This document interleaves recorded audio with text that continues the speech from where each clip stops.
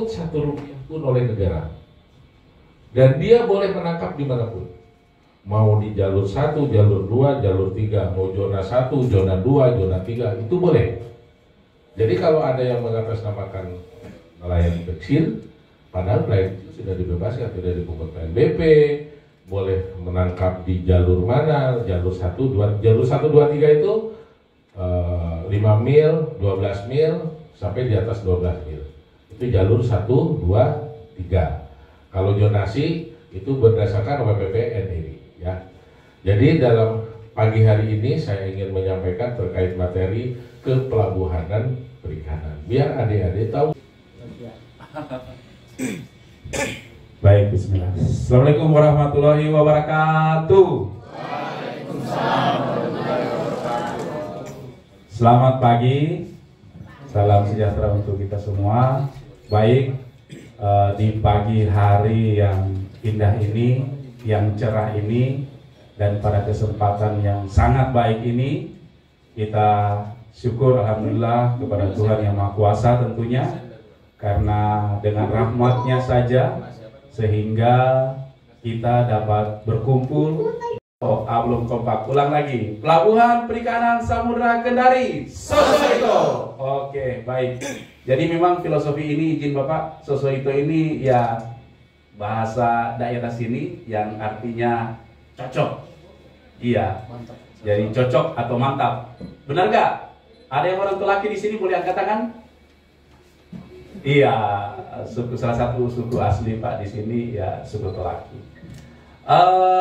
Demikian mungkin secara singkat yang bisa kami sampaikan berkaitan dengan CV. Nanti secara lengkap Bapak adik-adik ya, adik-adik bisa langsung berinteraksi dengan beliau, dan tentunya harapan kami adik-adik ini dia bisa mengikuti kegiatan kuliah umum ini. Dan ini ya mungkin sudah ada, tapi saya belum tahu. Tapi ini baru pertama kali yang dilakukan oleh pelabuhan, mengumpulkan semua berbagai akademis tingkat ya, mulai dari Sekolah Tinggi Perikanan Jakarta, ada dari Unhalu, ada dari Unhas, ada dari mana yang lain yang saya belum sebut? Dari mana? Dan AKP Wakatobi. Ada lagi selainnya dari AKP Wakatobi yang saya belum sebut? Ya, oke. Ya, berbagai lintas ya, pendidikan tinggi yang ada di Sulawesi Tenggara ini. Dan untuk menyingkat waktu, mungkin secara langsung kami serahkan kepada Pak Pimpinan, Pak Kepala Pelabuhan untuk memberikan materi yang tentu ini kami tunggu-tunggu, dan mudah-mudahan materi ini akan bisa melengkapi studi atau magang teman-teman adik-adik di Pelabuhan Perikanan Samudra Kendari ini. Demikian mungkin sekedar pembukaan acara kegiatan ini. Selanjutnya kami serahkan ke Pak Pimpinan, Pak Asep, untuk melanjutkan atau menyampaikan kuliah umum. Demikian, wassalamualaikum warahmatullahi wabarakatuh. Ya, duduk dulu baru nanti kita berdiri. Bismillahirrahmanirrahim. Assalamualaikum warahmatullahi wabarakatuh. Waalaikumsalam. Saya hormati Pak Reki Kartininja. Saya sengaja sebutkan satu-satu dulu biar tahu. Pastinya kan teman-teman nih yang udah lama di sini juga ada yang tahu, ada yang tidak tahu.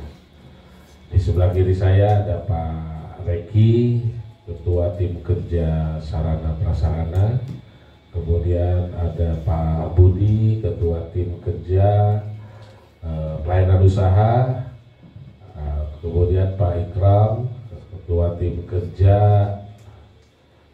Kesahbadaran yang lontos rambutnya, nah, ciri khas ya. Kemudian ada Pak Muhtar nih yang ayu-ayu.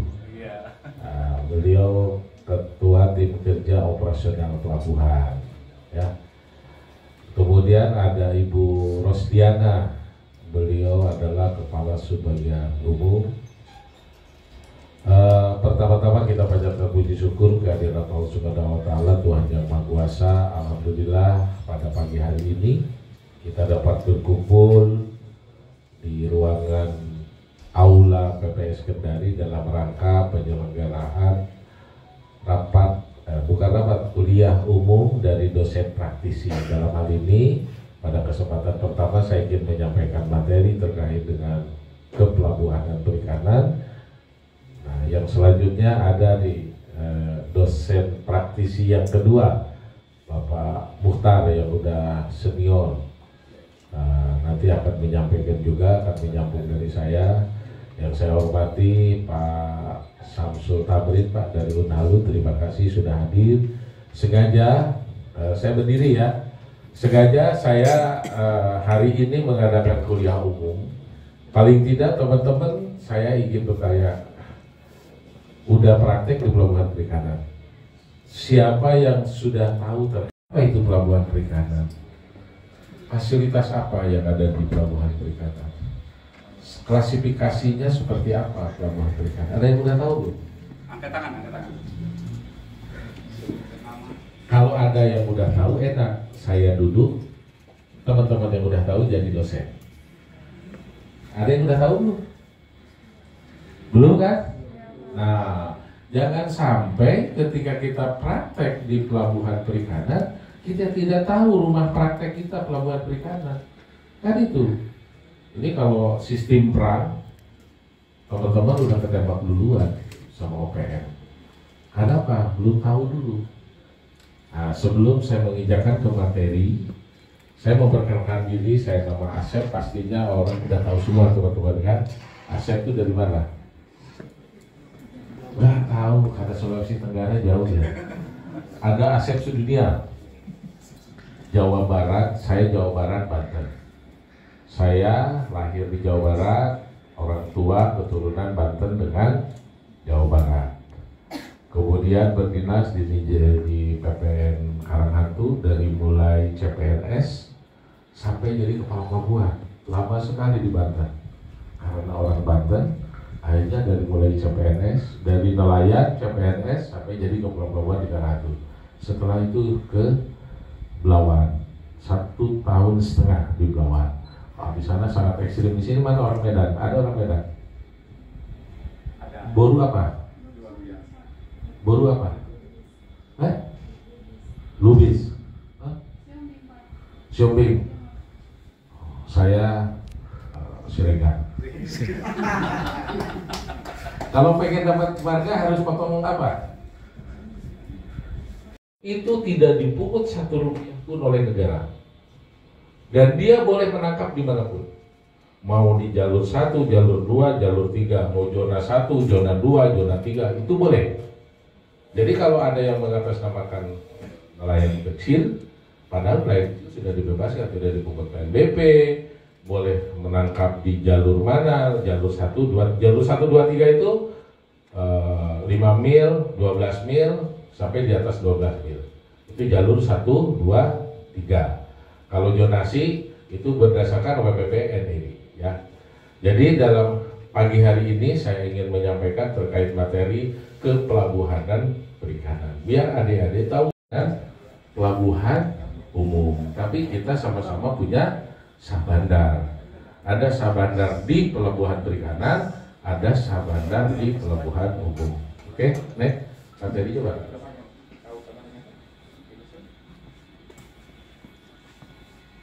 Untuk perkenalan tadi ada yang bertanya dulu nggak sebelum masuk? Anggotanya sangat aktif sekali, beliau sebagai ketua tim kerja operasional katanya pengen menyampaikan materi juga, apa biar tahu.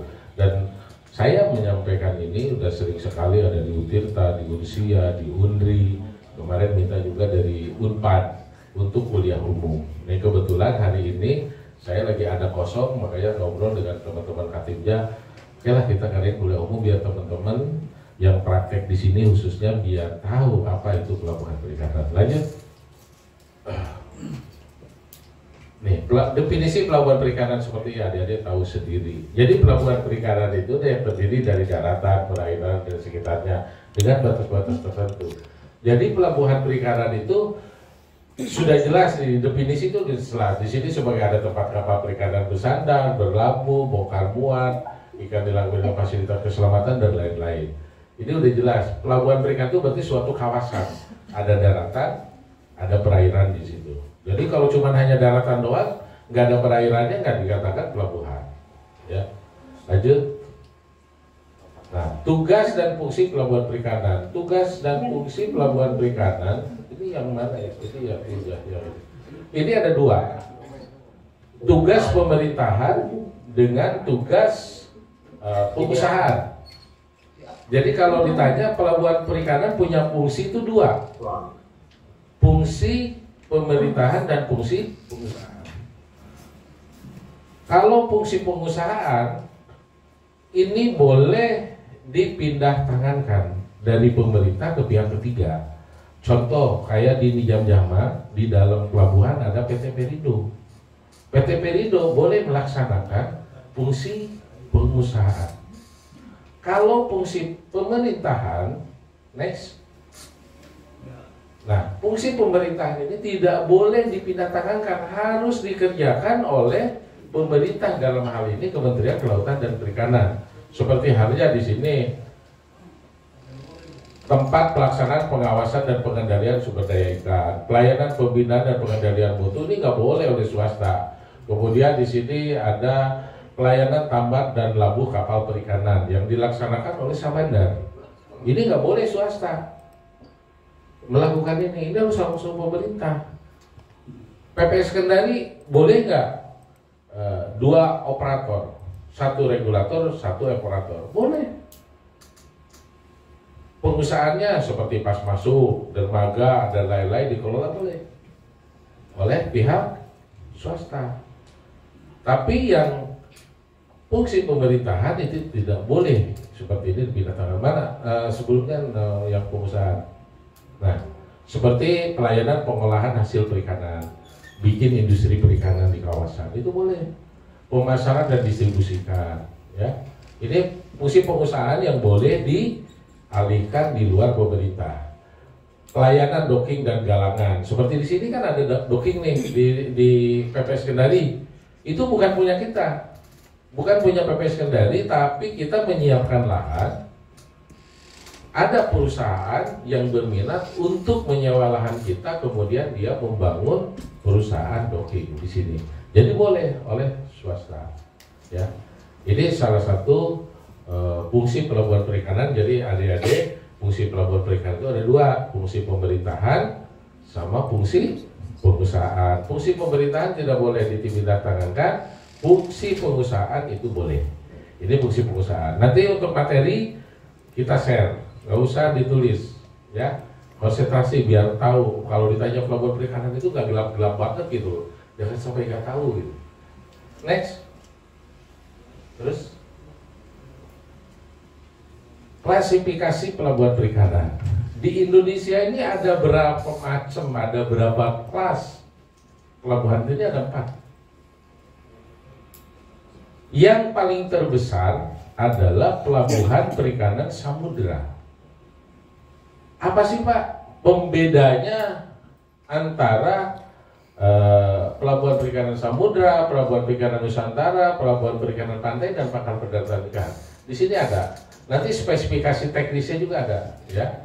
Adik-adik misalkan di sini langsung melakukan ekspor, luas lahan juga lebih besar, kapal-kapal GT-nya lebih besar, kemudian jumlah kapalnya pun akan lebih besar. Ini pelabuhan perikanan samudra. Di Indonesia yang di bawah Kementerian Kelautan dan Perikanan ini ada 6. PPS Belawan, PPS Bungus, PPS Muara Baru, PPS Cilacap, PPS Kendari, sama PPS Bitung. Ya, itu PPS.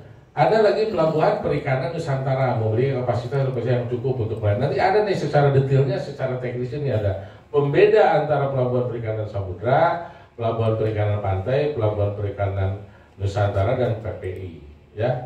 Nah, kalau seperti Nusantara di mana sih Pak? Contohnya Cirebon, Kejawanan, Pekalongan, Pelabuhan Ratu. Kalau di Sulawesi sini nggak ada ya? Nusantara nggak ada ya di Sulawesi ya? Ada Kuandang. Oh, Kuandang, ya, Kuandang, Gorontalo. Itu PPN. kelas PPN ya. Kemudian ada pelabuhan perikanan pantai. Biasanya pelabuhan perikanan pantai ini dikelola oleh pemerintah daerah.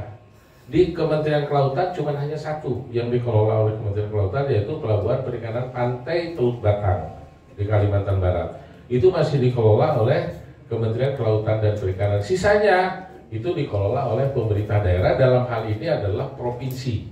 Sekarang pengelolaan pelabuhan perikanan tidak boleh lagi dilakukan oleh pemerintah kabupaten kota, tapi harus dilakukan oleh pemerintahan provinsi, dalam hal ini Dinas Kelautan dan Perikanan sesuai dengan Undang-Undang 23 ya, tentang otonomi daerah.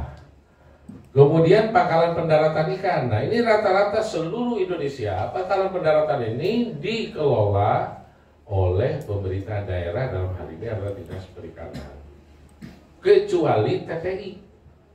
Ada tuh yang namanya TPI berdiri sendiri, tempat pelelangan ikan. Mungkin siapa ada yang pernah lihat ya, pernah menemukan, Pak, cuma TPI aja, sandar perahu kecil-kecil gitu. Nah, kalau itu boleh dikelola. Kalau cuma TPI sesuai dengan Undang-Undang 23 itu dikelola oleh pemerintah kabupaten dan kota. Walaupun di pelabuhan perikanan samudra kemudian ada TPI, ada penyelenggaraan lelang di situ pada saat PP 11 tahun 2023 terkait dengan penangkapan ikan terukur, itu masih boleh dikelola oleh pemerintah daerah, dalam hal ini kabupaten kota. Tapi semenjak PP 11 tahun 2023 berlaku, pengelolaan pemungutan PNBP, kapal-kapal yang di atas 30 GT atau kapal-kapal yang menangkap ikan di atas 12 mil itu wajib dipungut PNBP-nya oleh negara, dalam hal ini melalui Kementerian Kelautan dan Perikanan, disetor ke Kementerian Keuangan. Kemudian di situ ada bagi hasil. Kementerian Kelautan dan Perikanan cuma hanya mengambil 20% dari PNBP. Hasil pemungutan BP 80% dikembalikan ke kabupaten kota untuk pemberdayaan nelayan yang ada di daerah. Nah, kadang-kadang kan ini yang salah persepsi. Selama ini PNBP duitnya kemana? PNBP itu masuknya ke Kementerian Keuangan. 20% oleh Kementerian Kelautan dan Perikanan, 80% dikembalikan ke pemerintah daerah, dalam hal ini kabupaten kota. Masuk melalui Bapeda. Cuman kadang udah masuk Bapeda, duit dari perikanan ini tidak dikhususkan lagi untuk perikanan, dikembalikannya lagi untuk bangun jalan, untuk yang lain-lain.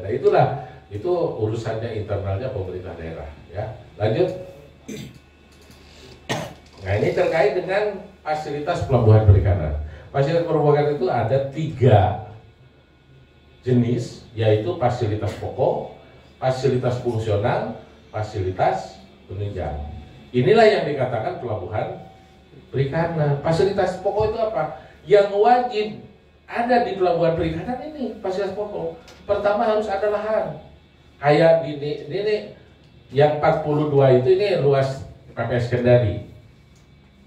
Di Jam-Jaman 110 hektar ininya. Ini sebagai contoh aja yang 42 ini.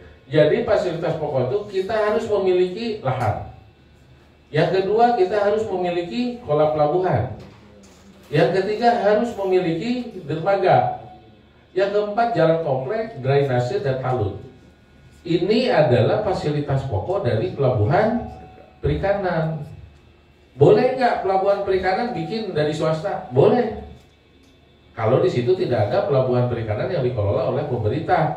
Jadi adik-adik ini yang kuliah nih, saya cita-cita jangan hanya cuma jadi kepala pelabuhan. Cita-citanya itu saya jadi owner pelabuhan perikanan. Seperti di mana? Di Batam. Batam ada pelabuhan swasta. Di Jawa Timur, Masami, swasta.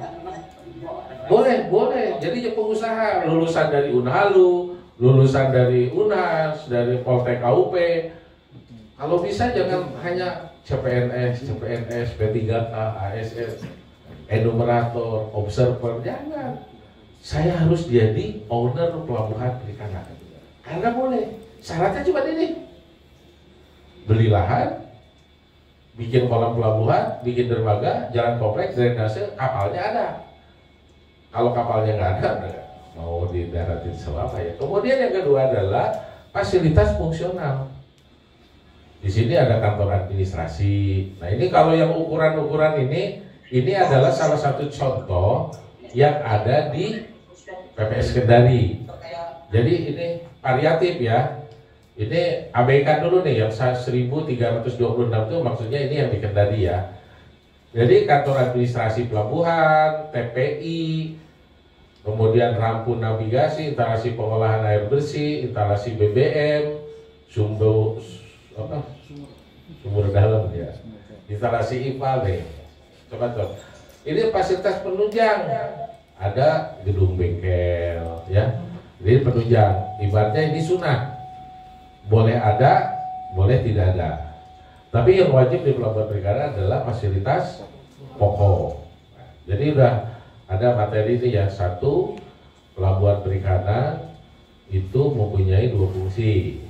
Fungsi apa? Fungsi pengusahaan dan fungsi pemerintahan dan fungsi pengusahaan.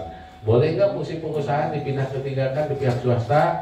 Boleh. Fungsi pemerintahan tidak boleh. Yang kedua, klasifikasi pelabuhan perikanan. Ada berapa di Indonesia?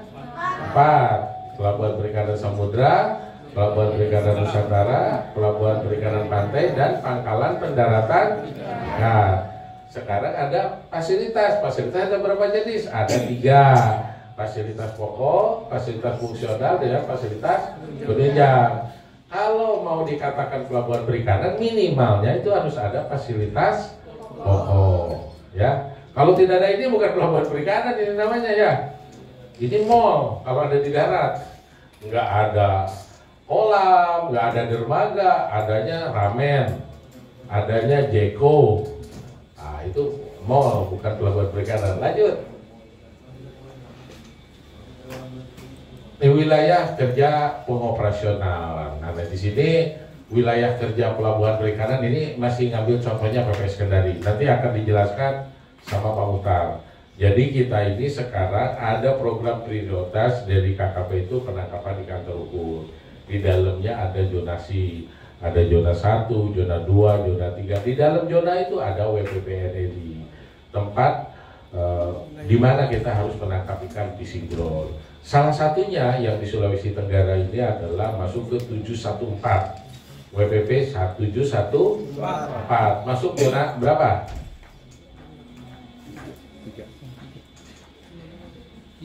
Nanti ada yang di sini petanya ada nggak peta? Boleh. Coba tampilkan dulu biar tahu teman-teman. Ada daerah penangkapan itu ternyata ada gitu. Jadi kapal itu punya trayek. Kapal perikanan itu punya trayek, tidak sembarangan. Nanti izinnya di 572, 573 untuk Laut Hindia, nangkapnya di Banda, nggak boleh. Ya, ada kita punya trayeknya. Nah, coba dibesarkan.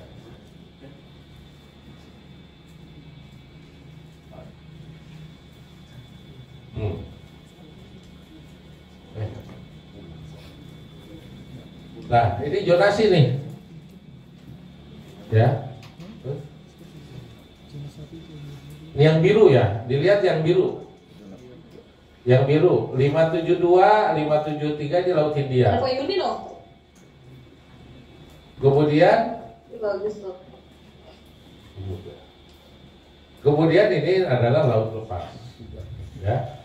Di sini 711 yang terkenal dengan Laut Natuna, yang suka rame itu di TV katanya banyak nih apa yang orang apa kapal-kapal Vietnam, kapal-kapal Cina. Ini di sini nih 711 nih. Ini Sumatera, ini Kalimantan, ini Jawa. Kalau Laut Jawa ini 712. Ini zonanya udah merah ini. Sama 713. Kita di Kendari ini 714. Ini diuntungkannya 714 ini spawning ground. Adalah tempat berkembang biaknya ikan. Di sini nih di sini. 714. Makanya di sini terbatas izinnya yang diberikan oleh pemerintah kepada kapal. Ini izin pusat yang baru di 714 nggak boleh. Ini yang boleh izin daerah yang bermigrasi ke izin pusat. Betul Pak Mutar? Nggak ada kan izin baru di 714 untuk izin pusat? Nggak ada, Pak. Dan itu tidak akan pernah dikeluarkan. Jadi ini penangkapannya terbatas. Yang paling menarik biasanya banyak di 718 di Arafuru. Siapa yang tahu di sini banyak potensi ngacu. Kenapa yang pendataan? 718. Coba udah baca-baca Yang- dulu. Yang semester ini semester berapa deh kamu? Semester 6, Pak. 6. Sebetulnya udah kelas atas semua, harusnya udah tahu lah. Oh ini di 718 apa? Di 573, 572 nih Laut Hindia. Apa komoditi atau spesies yang paling dominan di situ? Kalau bisa jawab saya kasih duit 100.000. Jawab aja. Ayo, siap. Ayo. Ayo, Di 718 apa? Di 572 sama 573 apa? Yang paling dominan hasil tangkapan yang kapal berizin di sini. 718, 573, 572. Belum tahu. Lalu di sini tongkol, cakalang, tuna, bahkan ke laut bebas nih. Kalau yang di sini laut bebas nih sampai naik ke atas, sampai ke laut India. Makanya yang ditangkap di sini, yang dapat dari Aceh, ikan tongkol sama cakalangnya pintar joget. Karena lautnya dari India dapatnya dia. Begitu ditanya, ditangkap dari mana kamu, dari India gitu. Sampai joget-joget. Kalau ketemu di Lampulo, waktu Bapak ke Lampulo sana, waktu jadi ke Pelabuhan Belawan, ini Belawan di sini. Ini Belawan. Ini 571, Selat Malaka. Ini yang paling berpotensi di sini. Di sini 718, 716, 715, 711. Di sini itu banyak cumi dan udang. Makanya di sini banyak beroperasi adalah bokai ami, kapal-kapal penangkap cumi. Tahu nggak apa sih kelihatannya kapal-kapal penangkap cumi itu ciri-cirinya seperti apa? Banyak tiang bendera, terus lampunya banyak nggak? Berapa watt? 1000 lebih. Gede. Sekarang sebelum setelah ini kan tahu ya teman-teman, ada WPRD 71 Praisa Kalibata, ini tahu, nanti saya kasih ya. Ini daerah-daerah tempat penangkapan. Ini yang sengaja yang coklat ini 714, kenapa dibedakan warnanya? Karena di sini adalah spawning ground, tempat berkembang biaknya ikan di bulan-bulan tertentu. Jadi nggak boleh di sini biar berkembang biak dulu. Setelah berkembang biak, mereka akan lari ke sini. Tuna dan lain-lain ya. Makanya di sini kadang coba lihat adik-adik, masih dapat ikan-ikannya itu, ikan tunanya pasti kecil kan di sini. Ikan cakalanya kecil kan, masih baby. Karena tempat itu, makanya alat tangkapnya pun dibatasi. Kalau untuk di atas 12 mil, dia harus PSPB. Pelagis besar, incinya 2 ke atas ya. Karena apa? Supaya jangan baby ini kata gede dulu baru ditangkap nanti di sini. Nah, di sini nanti setelah baby di sini dia lari masuk ke sini. Ya. Untuk ini mungkin teman-teman nanti di sini di Indonesia ini ada zona 1, zona 2, zona 3, zona 4, zona 5, zona 6. Zona 1 terdiri dari 711. Ini disebut zona 1. WPP NRI-nya adalah 711. Zona 2 716 sama 717. 716 sama 117. Ini disebutnya zona 2. Ini harus dihafal ya. Zona 3 715 dengan 718. 715 sama 718 Arafuru. Zona 4 572 573. Ini identik dengan Laut Hindia. Nanti berbatasan dengan Laut Lepas. Ya. Kemudian 571 ini Selat Malaka. 712, 713 identik dengan Laut Jawa. Sama Selat Makassar, Bone. Mana orang Bone sini? Ada orang Bone? Orang Bone ya? Bone mana?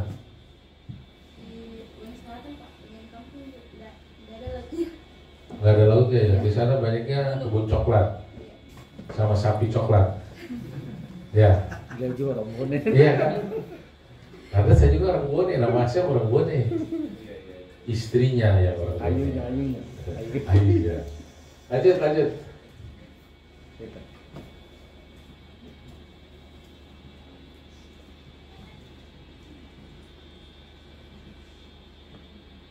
Nah ini tadi udah wilayah kerja dan pengoperasional. Lanjut. Keunggulan geografis. Nah ini keunggulan PPS Kendari ya. Ini nanti bisa dibaca lah. Kalau Bapak menyampaikan ke secara umum pelabuhan perikanan. Nah jadi secara spesifik ini adalah PPS Kendari. Jadi berada di 714 Laut Banda dan Teluk Tolo. WPP 715 Laut Maluku, Lokal Maera. Ini adalah keunggulannya. Artinya di sini potensi ikannya banyak. Namanya tempat beranak pinak ikan kan nggak mungkin nggak ada ikan kan? Cuman menangkapnya dibatasi. Caranya bagaimana dibatasi? Dengan alat tangkapnya. Harus pakai alat tangkap yang tidak boleh menangkap baby tuna kah, baby cakalang kah, tidak boleh. Karena kalau ditangkap babynya nanti bagaimana mau besarnya? Dibitung jadi nanti kecil ikan tunanya ya. Kemudian di sini luas lahan nih 42. Di sini jadi adik-adik kalau udah lulus jadi pengusaha masih luas tuh di sini tanah PPS Kendari. Kalau mau disewa dikontrakan, mau bikin pengolahan, mau bikin docking, mau bikin apa, kafe, kopi shop yang ke laut itu boleh ya. Jadi jangan cita-citanya pengen jadi ASN semua, harus keluar kampus di wisuda jadi pengusaha. Jadi pengusaha, jadi owner, justru kita bisa menyerap tenaga kerja dari lulusan-lulusan itu. Ya. Saya kira mungkin kalau dari Bapak cukup sekian. Nanti kalau ada pertanyaan boleh. Mau sekarang? Mau bertanya silakan. Tentang kepelabuhanan setelah itu nanti Pak Mutar. Ada yang mau dipertanyakan silakan. 3 orang. Silakan moderator.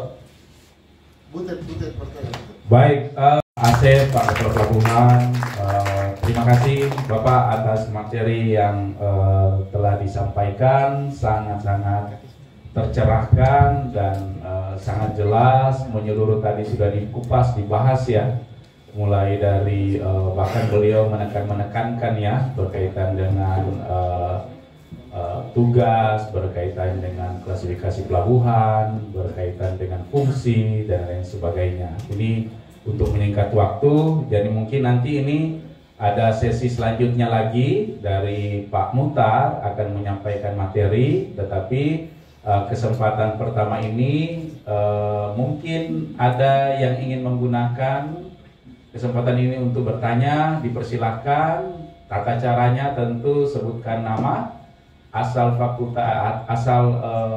universitasnya dan fakultasnya apa, serta pertanyaannya itu singkat dan ringkas. 3 penanya dulu kita buka pada kesempatan yang pertama ini. Ajukan tangan ya. Silakan, ya. 1 yang di tengah perempuan, ada lagi kita inventarisir dulu. 3 penanya, ada 1.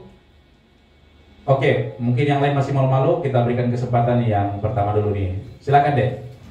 Baik Pak, perkenalkan nama saya Jessica Burusyobi. Saya Universitas Saldo Leo, Fakultas Perikanan dan Ilmu Kelautan, jurusan Ilmu Kelautan Pak. Semester berapa? Semester 6 Pak. Oke, baik. Oke, baik Pak, izin bertanya Pak untuk Pak Asep. Tadi kan Pak, Bapak menjelaskan di klarifikasi pelabuhan perikanan pantai itu pada dasarnya pada umumnya di pemerintah daerah. Tapi Bapak tadi sampaikan mengatakan ada satu PP Pelabuhan Perikanan Pantai itu diawasi oleh Kementerian Perikanan dan Kelautan. Yang saya tanyakan di sini Pak, pada umumnya kan Pak pemerintah daerah, tapi kenapa satu pelabuhan yang terpilih untuk menjadi pengurus itu Pak? Itu Pak. Boros. Iya, baik yang ditanyakan Adik Jessica ya, berkaitan dengan kewenangan pengelolaan pelabuhan perikanan. Ya, nanti Pak Kalabu akan lebih mempertegas lagi, lebih memperjelasnya lagi berkaitan kewenangan pengelolaan pelabuhan perikanan. Silakan Bapak ditanggapi. Terima kasih nih, Bu Rusi Hombing ya. Jadi dulu waktu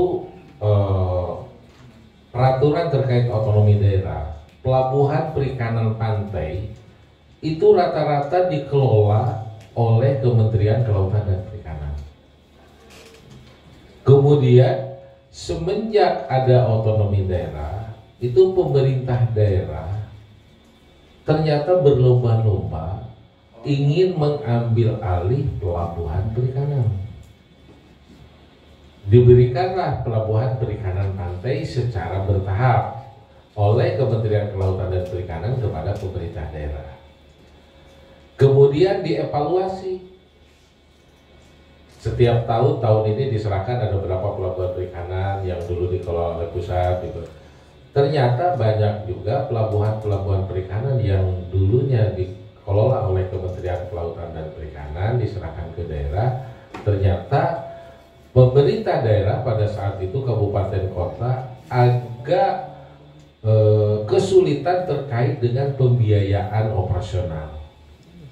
Karena pelabuhan perikanan pantai itu lebih banyak subsidinya. Kan otonomi daerah itu mengejar PAD, pendapatan asli daerah. Ketika ngelola pelabuhan perikanan malah banyak subsidinya, bukan PAD-nya. Nah itu yang baru disadari oleh pemerintah daerah.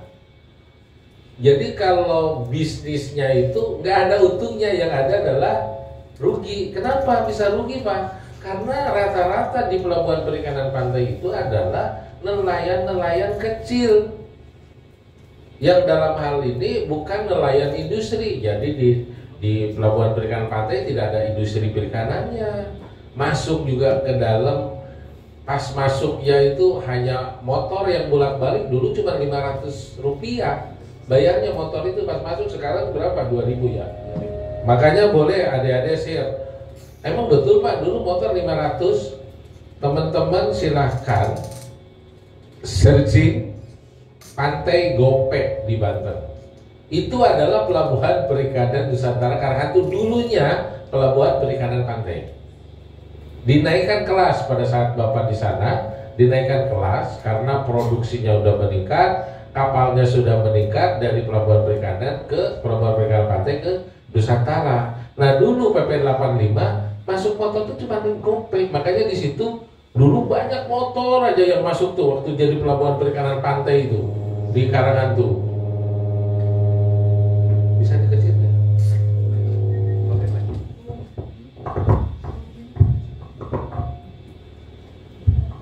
Halo?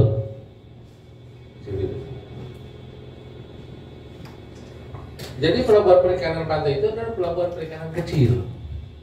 Yang satu pelabuhan perikanan pantai, sebetulnya pelabuhan perikanan itu banyak. Ada pelabuhan perikanan pantai Karimun Jawa, kalau boleh dengar dulu. Salah satunya. Dulu Karangan itu juga pelabuhan perikanan dulu. Pelabuhan-pelabuhan perikanan yang punya potensi bagus itu minta dikelola oleh pemerintah pusat, dalam hal ini Kementerian Kelautan dan Perikanan. Salah satu contoh, pelabuhan perikanan Nusantara Kuandang. Dulu adalah pelabuhan perikanan yang dikelola oleh pemerintah daerah, supaya berkembang dikelola oleh kita. Nah sekarang yang lagi berjalan, yang mau diambil alih adalah pelabuhan perikanan Tegal Sari. Itu potensinya bagus, nelayannya banyak, kapalnya banyak. Tapi ketika jadi lebih fair, Kalau dapatnya yang dibayar ya harus 10 ton.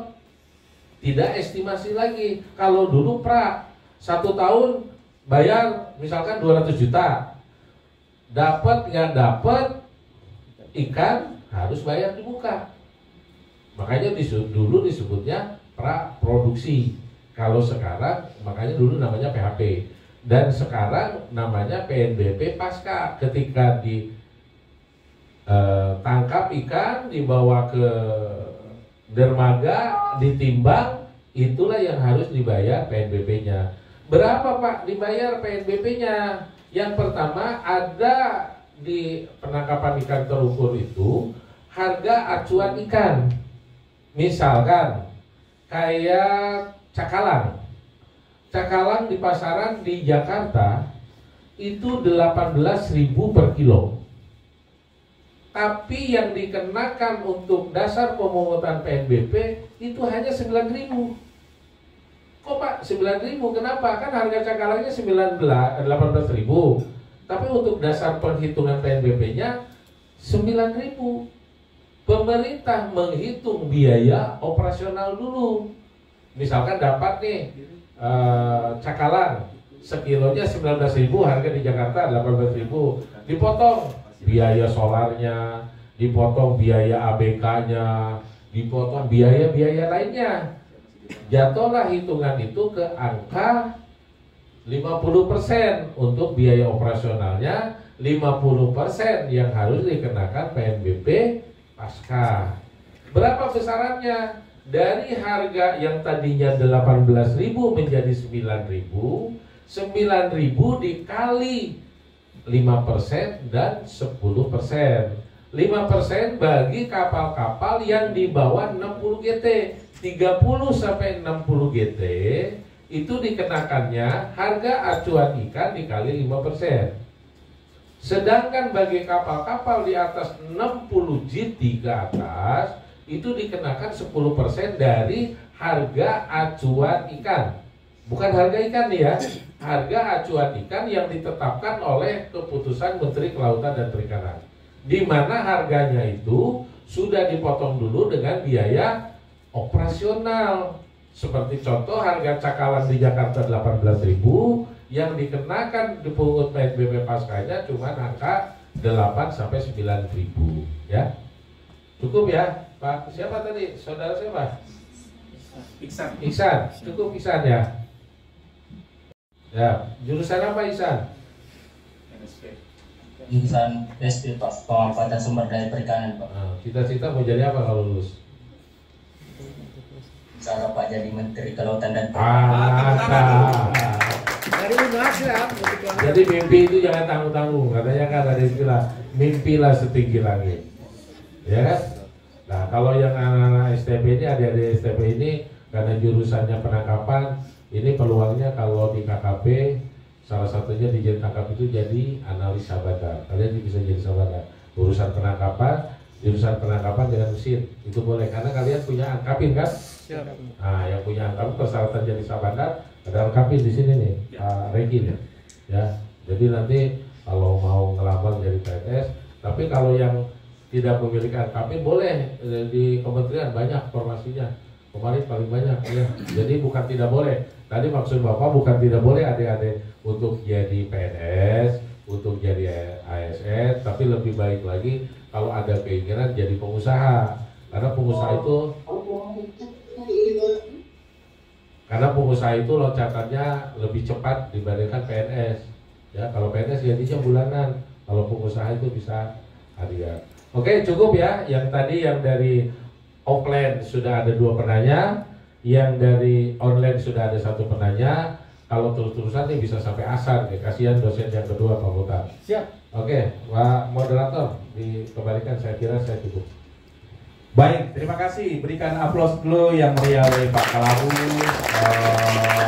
dengan 3 penanya offline dan 1 secara online atau daring. Demikian mungkin materi dari Bapak Pimpinan, Pak Kalabu, Pak Asep Sepuluh